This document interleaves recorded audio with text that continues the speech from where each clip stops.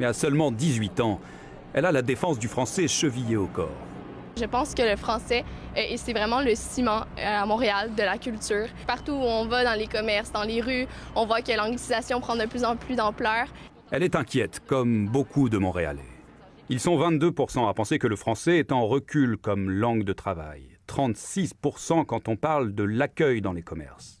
Un exemple, la toute première boutique Uniqlo au Québec, qui a été inaugurée en grande pompe la semaine dernière, elle a essuyé des critiques sur Internet. Entreprise qui ne respecte pas la langue française ou encore personnel unilingue anglophone. On avait vraiment beaucoup de personnes qui sont venues de Toronto pour vraiment aider l'équipe. J'imagine qu'il va y avoir de moins en moins de personnes qui parlent uniquement l'anglais. Et Uniqlo promet que 100% des employés maîtriseront le français. La pénurie de main-d'œuvre a pu contribuer à abaisser les critères des entreprises ces dernières années. Et est-ce que de ce fait-là, il y a eu de l'embauche de gens par nécessité qui avaient une moins bonne maîtrise du français? Probablement aussi.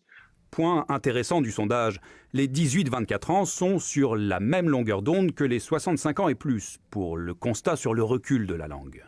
Avec deux autres jeunes femmes, Catherine a lancé une pétition qui a recueilli 10 000 signatures. On veut qu'il y ait un conseil de la langue française pour qu'il puisse proposer des mesures plus concrètes à la Ville de Montréal.